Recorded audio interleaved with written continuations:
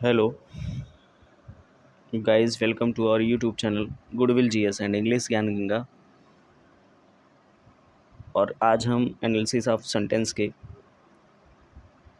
Class 6 को लेकर आए हैं। और जैसा कि आप लोग जानते हैं कि ये ट्रांसफॉर्मेशन का ही हिस्सा है, ट्रांसफॉर्मेशन से ही बिलोंग करता है। तो ये आज हमारी क्लास 6 है और इसके बारे में हम आपको बताते हैं कि आज हमारी class more about adverb clauses पर बेस्ड है। ठीक है, एडवर्ब क्लाउजेस पर बेस्ड है आज की हमारी क्लास। ठीक, एडवर्ब क्लाउजेस पर बेस्ड है। तो चलिए देखते हैं इसमें क्या है। Adverb clause is a subordinate clause. Adverb clause एक सबॉर्डिनेट क्लाउज होता है यूज्ड इन कॉम्प्लेक्स सेंटेंस, जो कि कॉम्प्लेक्स सेंटेंस में प्रयोग किया जाता है, और जो क्वालिफाई वर्ब, एडजेक्टिव और एडवर्ब इन प्रिंसिपल क्लाउज, जो कि प्रिंसिपल क्लाउज में प्रयोग किए गए वर्ब को, एडजेक्टिव को और किसी अन्य एडवर्ब को क्वालिफाई करता है, उसे हम क्या कहते हैं? एडवर्ब क्लाउज या सबॉर्डिनेट क्लाउज कहते हैं। ठीक है, और ये कई प्रकार का होता है, 8 प्रकार का होता है। तो काइंड्स ऑफ एडवर्ब क्लाउजेस देख लेते हैं कौन कौन से हैं। तो ये हमारे सामने adverb clauses of time, time समय को बताने वाला। एडवर्ब क्लाउजेस ऑफ प्लेस, स्थान को बताने वाला। एडवर्ब क्लाउजेस ऑफ पर्पस, उद्देश्य को बताने वाला। एडवर्ब क्लाउजेस ऑफ कॉज और रीजन, कारण को इंगित करने वाला, बताने वाला। एडवर्ब क्लाउजेस ऑफ कंडीशन, स्थिति को बताने वाला। एडवर्ब क्लाउजेस ऑफ रिजल्ट और कॉन्सिक्वेंस, परिणाम को बताने वाला। एडवर्ब क्लाउजेस ऑफ कंपैरिजन, तुलना करने वाला। और एडवर्ब क्लाउजेस ऑफ सपोजिशन और कंसेशन। ठीक है, यानी जो है ऐसे सेंटेंस जो सपोज किए जाते हैं, माने जाते हैं। ठीक है, सपोज किए जाते हैं, सपोजिशनल सेंटेंस में भी प्रयोग होता है एडवर्ब क्लाउज का। तो इस तरह से ये कुल कितने हैं? 8 प्रकार के हैं, 8 प्रकार के। ठीक है, 8 प्रकार के। चलिए एक एक करके देखते हैं। थोड़ी सी वीडियो आज लेंदी हो जाएगी, लेकिन आपके एग्ज़ाम के लिए बहुत ही महत्वपूर्ण है और आप एरर को फाइंड करने में सक्षम होंगे निश्चित रूप से यहाँ। ठीक है, चलिए आगे देखते हैं। तो पहला है हमारा adverb clause of time, adverb clauses of time. ठीक, तो एडवर्ब क्लाउजेज ऑफ टाइम में देखिए होता क्या है। Adverb clauses of time are introduced by subordinating conjunctions as soon as, before, since, after, while, until, till, when, whenever। Adverb clauses of time उन subordinating conjunction से introduced होते हैं जिनके अर्थ में समय का आभास होता है, यानी जिनसे समय का पता चलता है।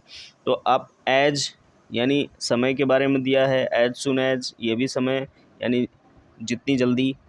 ठीक है, बिफोर पहले, सिंस से, आफ्टर बाद में, वाइल या भी से है, अनटिल तक, टिल तक, व्हेन या भी तब होता है, व्हेन एवर तब से या जब से।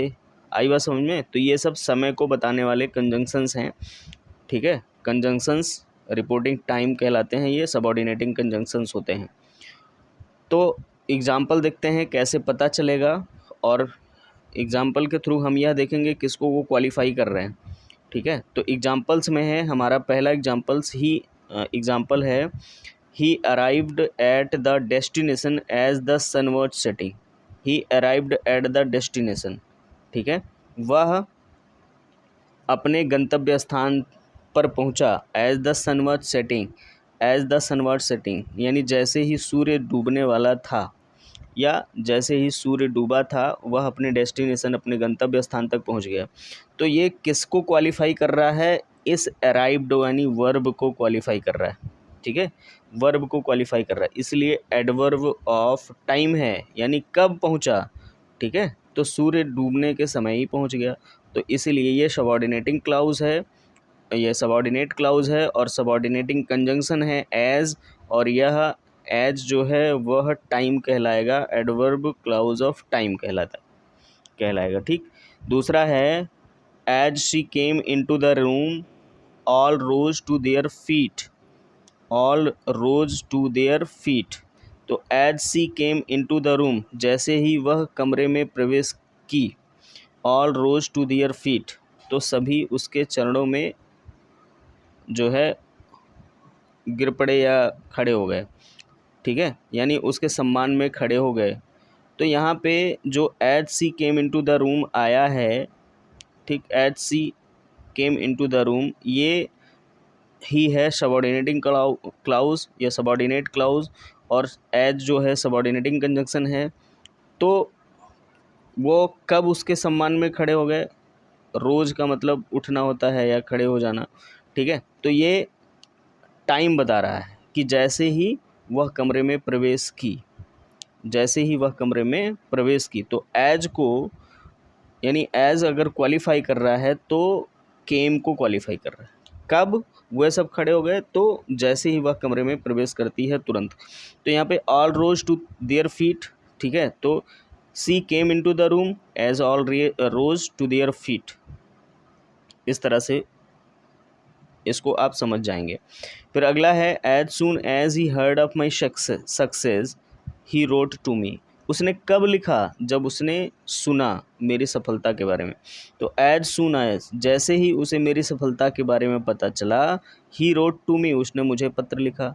तो यहाँ पे क्या लिखा, कब पत्र लिखा, तो जैसे ही उसे सफलता के बारे में पता चला, तो यहाँ भी टाइम ही पता चल रहा है, ठीक है, समय पता चल रहा है।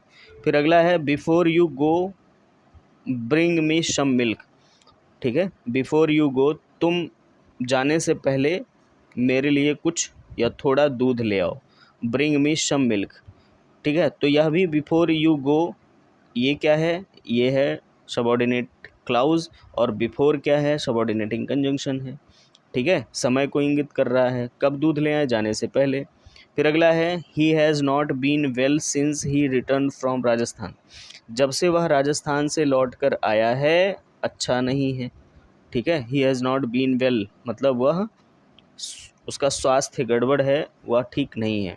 तो यहाँ पे कब से, तो सिंस यानी जब से राजस्थान से लौट कर आया है, ठीक है, जब से वह राजस्थान से लौटा है वह अच्छा नहीं है, ठीक। तो सिंस ये एडवर्ब ऑफ टाइम, ये पूरे इस चीज़ को क्वालिफाई कर रहा है, इसमें किसी वर्ब को नहीं, पूरे सेंटेंस को ही क्वालिफाई कर रहा है, यानी प्रिंसिपल क्लाउज को ही। फिर don't talk while he is reading, ठीक है, don't talk while is he reading, बात मत करो, कब, जब वह पढ़ रहा हो। तो कब बात नहीं करना है, टॉक को क्वालिफाई कर रहा है, don't talk while he is reading.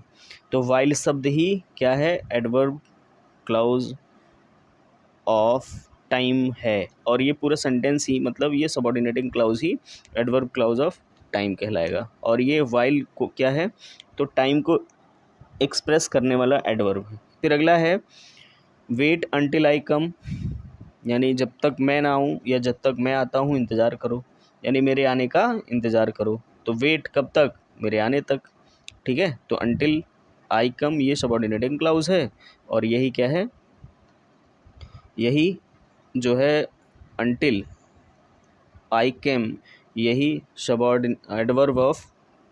Adverb clause of time है। फिर अगला है एक और example, you were commanded to wait till the signal was green, you were commanded to wait, तुमको इंतज़ार करने के लिए आदेश दिया गया था, कब तक, तो till the signal was given, जब तक सिग्नल ना दिया गया हो, ठीक है।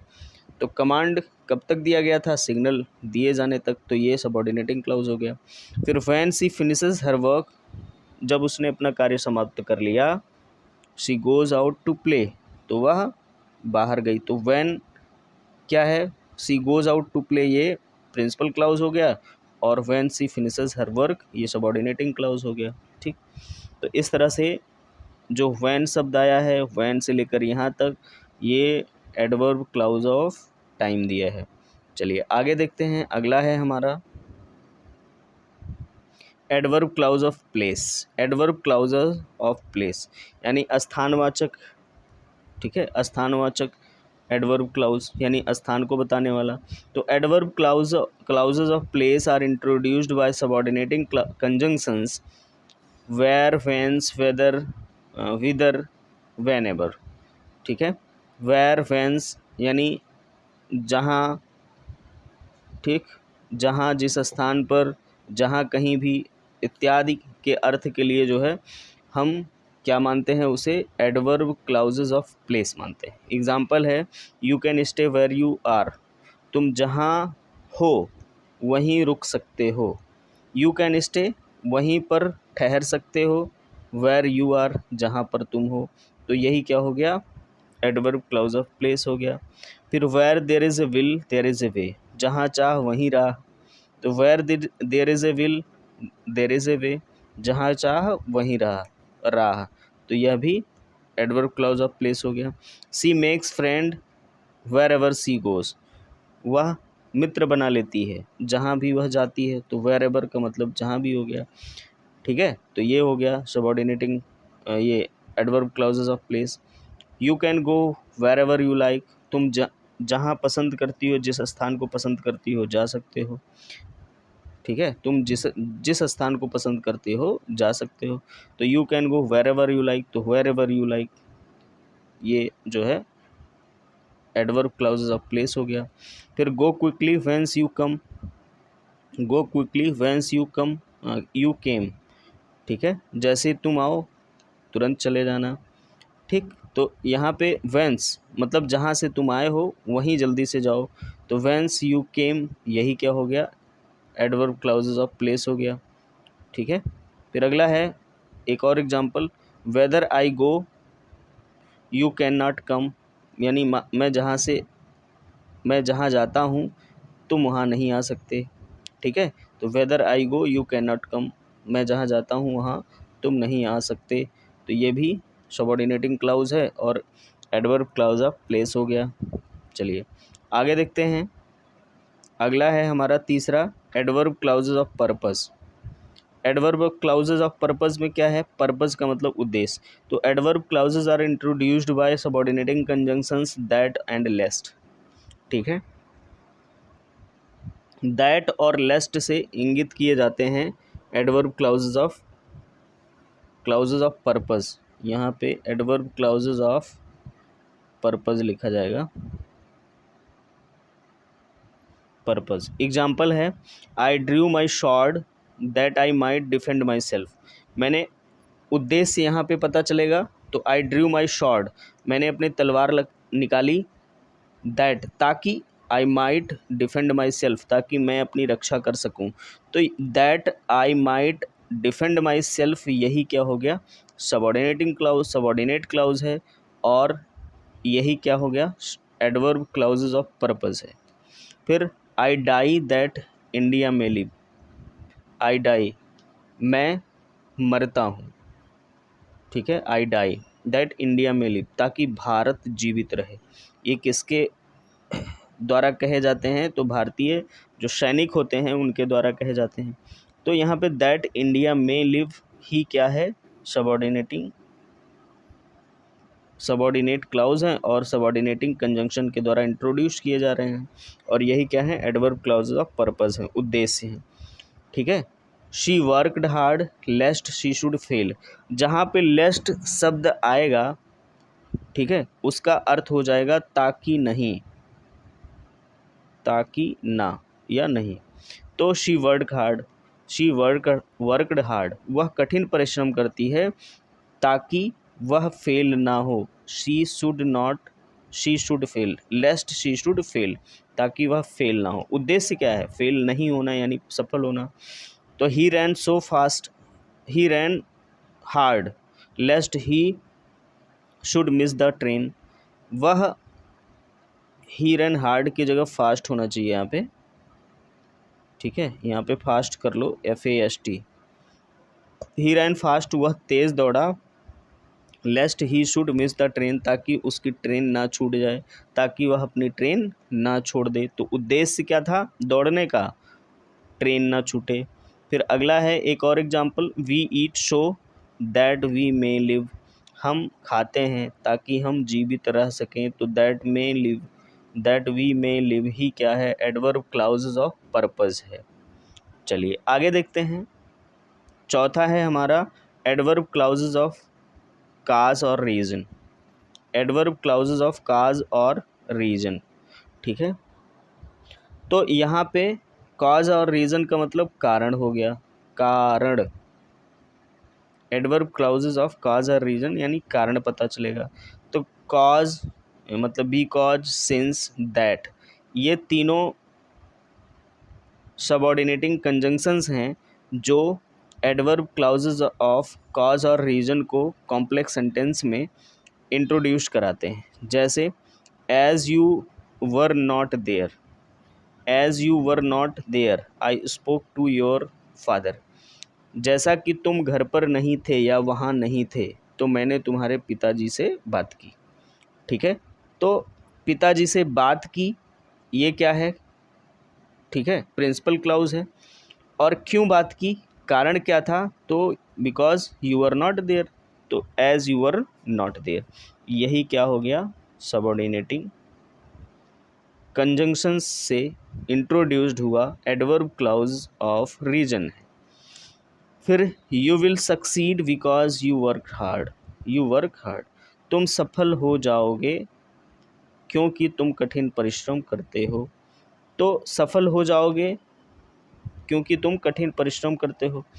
तो क्यों कठिन परिश्रम करते हो, बिकॉज, क्यों कठिन परिश्रम करते हो, you work hard principal clause हो गया, और बिकॉज के पहले ये सबऑर्डिनेटिंग क्लाउज, सबऑर्डिनेट क्लाउज। ठीक है, तो बिकॉज क्या है, एडवर्ब कॉज ऑफ रीज़न है। ठीक, फिर अगला है he did not it, he did it, उसने ऐसा किया, बिकॉज ही वांटेड टू, उसने ऐसा किया, क्या कारण था, क्योंकि वह चाहता था, क्योंकि वह इसे चाहता था, मतलब ऐसा करना चाहता था। Since he promise to help me, मतलब इसमें जो है सबऑर्डिनेटिंग क्लाउज यही है, सबऑर्डिनेट क्लाउज। तो since he promise to help me, since he promise to help me I will tell him the secret, तो चूँकि उसने मेरी सहायता करने की बात कही है या उसने मेरी सहायता करने का वायदा किया है, तो I will tell him the secret, अतः मैं उसे क्या बताऊंगा, सीक्रेट बताऊंगा। तो कारण क्या है सीक्रेट बताने का, क्योंकि उसने वादा किया है। तो since he promise to help me, यही सबऑर्डिनेट क्लाउज है और यही जो है एडवर्ब क्लाउज ऑफ रीजन और कॉज है। ठीक, फिर अगला है since he swears, since he swears to serve me faithfully, चूँकि उसने मेरी सेवा ईमानदारी अर्थात मेरी सेवा, ठीक है, निष्ठापूर्वक करने की शपथ खाई है, शपथ ली है। I will employ him, I will employ him, तो मैं उसे नौकरी दूंगा। तो यहाँ पे since he swears to serve me faithfully, यही क्या है, एडवर्ब क्लाउज ऑफ रीजन है। ठीक, चलिए आगे देखते हैं। अगला है हमारा adverb clause of condition, adverb clauses of condition, स्थिति के बारे में बताना है। ठीक है, तो इफ़, वेदर, अनलेस, ये तीन वर्ड हैं सबऑर्डिनेटिंग कंजंक्शंस के जिनसे एडवर्ब क्लाउजेज ऑफ कंडीशन को इंट्रोड्यूस किया जाता है। ठीक, तो इंट्रोड्यूस हो गए यहाँ पे, एग्जाम्पल हैं इसके, if you make a promise you keep it. ठीक है, if you make a promise यानी इफ़, वेदर, अनलेस, ये सारे वर्ड जो है कंडीशन को शो करने के लिए यूज़ किए जाते हैं। तो if you make a promise, ये तुम प्रॉमिस करते हो, तो यू कीप इट, तो तुम्हें इसे जो है पूरा करना है, तो तुम्हें इसे पूरा करना है। तो ये if you make a promise यही सबऑर्डिनेट क्लाउज है और यही एडवर्ब क्लाउज ऑफ कंडीशन है। इफ़ इट रेन्स, यदि बारिश होती है, ही विल स्टे होम, तो वह घर पे रुकेगा। तो इफ़ इट रेन्स यही क्या है, एडवर्ब क्लाउज ऑफ कंडीशन है। If it is fine this afternoon, यदि यह दोपहर का समय ठीक रहता है, दे विल प्ले कबड्डी, तो वे कबड्डी खेलेंगे। तो ये जो है एडवर्ब क्लाउज ऑफ कंडीशन है। You must go, you must go, तुम्हें अवश्य जाना है। वेदर ही कम्स और नॉट, चाहे वह आए या ना आए। ठीक है, तो चाहे वह आए या ना आए तुम्हें अवश्य जाना है। ठीक है, यदि आता है वह तब भी जाना है, नहीं आता है तब भी जाना है। तो ये क्या हो गया, एडवर्ब क्लाउज ऑफ कंडीशन। चलिए आगे देखते हैं, अगला है हमारा एडवर्ब क्लाउजेज ऑफ रिजल्ट और कंसिक्वेंस, परिणामवाचक, ठीक है, क्लाउज। तो परिणामवाचक क्लाउज में तो एडवर्ब क्लाउज ऑफ रिजल्ट और consequence is introduced by subordinating conjunctions that से इंट्रोड्यूस होता है एडवर्ब क्लाउज ऑफ रिजल्ट और कॉन्सिक्वेंस, और इसके पहले जो प्रिंसिपल क्लाउज आएगा उसमें सच और शो का प्रयोग किया जाता है, ठीक है। हाँ, कॉम्प्लेक्स सेंटेंस में एक प्रिंसिपल क्लाउज होता है और एक या एक से अधिक सबऑर्डिनेट क्लाउज होता है। तो प्रिंसिपल क्लाउज में सो और सच का प्रयोग किया गया होगा दैट के पहले। चलिए देखते हैं example. So good a man is he that all respect him. So good a man is he, ये प्रिंसिपल क्लाउज है। वह एक भला आदमी है, वह एक बहुत भला आदमी है। दैट ऑल रिस्पेक्ट हिम, यही सबऑर्डिनेट क्लाउज है, और दैट ऑल रिस्पेक्ट हिम यही क्या है, एडवर्ब क्लाउज ऑफ रिजल्ट और कंसिक्वेंस। तो वह एक अच्छा आदमी है, वह एक बहुत भला आदमी है, ठीक है। परिणाम क्या हुआ, परिणाम हुआ कि सभी लोग उसका आदर करते हैं, रिस्पेक्ट करते हैं। फिर है अगला, so great a storm arrows, ठीक है, एक बहुत बड़ा तूफान उठा। That the ships were raked, जिससे कि परिणाम क्या हुआ, जो शिप्स थी, ठीक है, वे रेक्ड हो गई अर्थात डूब गई। शिप्स यानी जहाज़ें डूब गई। तो यही क्या है, एडवर्ब क्लाउज ऑफ रिजल्ट और कंसिक्वेंस है दैट से लेकर। फिर शी बिहेव्ड इन सच ए वे, उसने इस तरह से व्यवहार किया। दैट ऑल प्रेज्ड हर, ये जो दैट ऑल प्रेज्ड हर लिखा है यही क्या है, एडवर्ब क्लाउज ऑफ रिजल्ट और कंसिक्वेंस है, ठीक है। तो उसने इस तरह से व्यवहार किया कि सभी ने उसकी प्रशंसा की, ठीक। तो प्रशंसा की रिजल्ट के रूप में, किसके रिजल्ट के रूप में, बिहेव के रूप में।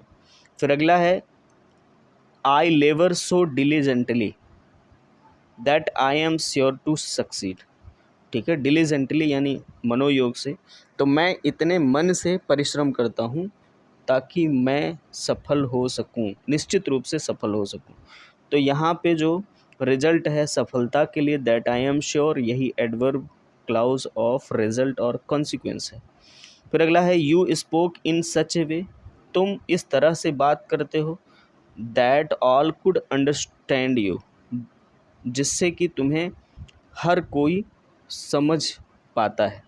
यानी तुम्हारी बात ही इस तरह से होती है, तुम बात ही इस तरह से करते हो कि तुम्हें हर कोई समझ पाता है। तो यहाँ पे जो that all could understand you, यही क्या है, सबऑर्डिनेट क्लाउज है, और यही है एडवर्ब क्लाउज ऑफ रिजल्ट और कंसिक्वेंस। आई बात समझ में। तो इस तरह से आप पहचानेंगे, अलग करने का प्रयास करेंगे, ठीक है। हमारा अगला है 7वां, एडवर्ब क्लाउजेज ऑफ कंपैरिजन, ठीक। क्या है, adverb clauses of comparison, comparison यानी तुलना करने के लिए। तो there are two kinds of adverb clauses of comparison. Adverb clauses of comparison दो प्रकार के होते हैं। पहला adverb clauses of comparison of degree, ठीक है। डिग्री अर्थात जो है क्या बोलते हैं उसको, प्रवणता, ठीक। और दूसरा है एडवर्ब क्लाउजेज ऑफ मैनर, दूसरा है तरीका, ठीक है। तो एडवर्ब क्लाउजेज ऑफ कंपैरिजन में देखते हैं क्या है, adverb clauses of comparison of degree, degree में देखते हैं। तो ये किससे इंट्रोड्यूस होता है, तो सबऑर्डिनेटिंग कंजंक्शंस देन और relative adverb as introduces the adverb clauses of comparison और डिग्री, ठीक है, ऑफ डिग्री। तो सबऑर्डिनेटिंग कंजंक्शन देन और as adverb clause of comparison of degree को इंट्रोड्यूस करते हैं। कैसे करते हैं, एग्जाम्पल में देखते हैं। I must work harder than you do, यहाँ पे योर नहीं होगा, you do. I must work harder than you do, यानी तुम जैसा करते हो उससे अधिक मुझे कठिन परिश्रम करना है, यानी उससे अधिक मुझे कठिन परिश्रम करना है जितना कि तुम करते, ठीक है। यानी तुमसे ज़्यादा मुझे कठिन परिश्रम करना है। तो देन यू डू ही क्या है, adverb clause of comparison of degree है, adverb clause of comparison of degree है यहाँ पे, ठीक है। फिर you can run faster than I can, you can run faster than I can, ठीक है। हाँ, तुम मुझसे अधिक तेज दौड़ सकते हो। तो यहाँ पे देन आई कैन यानी जितना मैं दौड़ता हूँ उससे ज़्यादा तेज़ तुम दौड़ सकते हो। तो फास्टर देन आई कैन ही क्या है यहाँ पे, adverb clause of comparison of degree है। दूसरा एग्जाम्पल है द शूनर यू बिगिन, जितनी जल्दी तुम शुरू करोगे, the earlier you will finish it. तो यहाँ पे दैन होगा, दैन कभी कभी नहीं भी आता है तो कॉमा से सेपरेट कर दिया जाता है, कंफ्यूज नहीं होना है, ठीक है। तो the schooner you begin the earlier you will finish it, यानी जितनी जल्दी तुम शुरुआत करोगे उतनी जल्दी तुम समाप्त कर लोगे। तो यहाँ पे ये जो दूसरा पार्ट है यही है adverb clause of comparison of degree. फिर no one can dance better than Aditi, Aditi से अच्छा कोई नृत्य नहीं कर सकता। तो यहाँ पे बेटर देन अदिति ही क्या है, एडवर्ब क्लॉज ऑफ डिग्री है, adverb clause of comparison of degree है, ठीक है। तो अदिति तक ही पोस्ट फुल स्टॉप लग गया है, इसके आगे जानते हैं क्या हो सकता है, अदिति डू। तो कभी कभी जो है यहाँ पर जो वर्ब आना चाहिए सब्जेक्ट के बाद वो हाइड कर दिया जाता है, अंडरस्टूड कर दिया जाता है, ठीक है। तो चिंता नहीं करनी है उसके बारे में। फिर you are not so laborious as I think, तुम उतने बुद्धिमान नहीं हो जितना मैंने सोचा। तो एज आई थिंक, ठीक है, यही क्या है, कंपैरिजन ऑफ डिग्री है, कंपैरिजन ऑफ डिग्री। तो you are not so laborious, ठीक है, यहाँ पे सो भी आया है एज आई थिंक। तो इस तरह से इसको आप यूज़ कर सकते हैं। बी है इसका adverb clauses of comparison of manner, यानी तरीके से बात करना। तो adverb clauses of comparison of manner क्या है, तो एज इफ़, एज दो, ये शब्द ऐसे हैं जो adverb clauses of comparison of manner को इंट्रोड्यूस कराते हैं। तो as you sow shall you reap, जैसा बोओगे वैसा काटोगे। तो ये adverb clauses of comparison of manner है, ये तरीके बता रहे हैं। You may do as you please, तुम वैसा करो, ठीक है, या तुम वैसा कर सकते हो जैसे तुम चाहते हो। यू प्लीज़ का मतलब है जैसे तुम्हारी इच्छा हो या जैसे जिसमें तुम्हारी प्रसन्नता हो, खुशी हो। She was walking as if she was in hurry, ठीक है, वह ऐसे चल रही थी जैसे कि वह बहुत जल्दी में थी। तो यही जो जल्दी वाला है यही पार्ट क्या है, adverb clause of manner, adverb clause of comparison of manner, ठीक है। यहाँ पे आप देख रहे हो दो में तुलना की जा रही है इसीलिए कंपैरिजन है। यहाँ भी you may do, you please, ठीक है, ये तुलनात्मक रूप ही कहा जाएगा। फिर डू एज यू लाइक, करो जैसा तुम्हें पसंद हो, ठीक है। तो एज यू लाइक ही क्या है, adverb clauses of comparison of manner है। फिर अगला है एक और example, then she then listened, उसने तब सुना, as if she expected something to happen, जैसा कि उसने कुछ घटना के बारे में सोचा था या एक्सपेक्ट किया था या आशा की थी, यानी ठीक उसने वैसा ही सुना जैसा कि उसने, ठीक है, कुछ घटना घटित होने के बारे में आशा की थी। तो as if she expected something to happen ही क्या है, adverb clause of comparison of manner है, ठीक है। तो ये हो गया आपका एडवर्ब क्लाउजेज ऑफ कंपैरिजन। चलिए एक और बचा है एडवर्ब क्लाउज ऑफ सपोजिशन और कंसेशन। सपोजिशन ठीक है, यानी सपोज करना, सोचना, थिंक। ठीक है, तो ये क्या है देखते हैं, एडवर्ब क्लॉज ऑफ सपोजिशन और कंसेशन। तो सबऑर्डिनेटिंग कंजंक्शंस दो, although, even, if introduce the adverb clauses of supposition और कंसेशन। दो, although, even, if adverb clauses of supposition और कंसेशन को इंट्रोड्यूस करते हैं, यानी यही बताते हैं कि ये एडवर्ब क्लाउजेस ऑफ सपोजिशन है।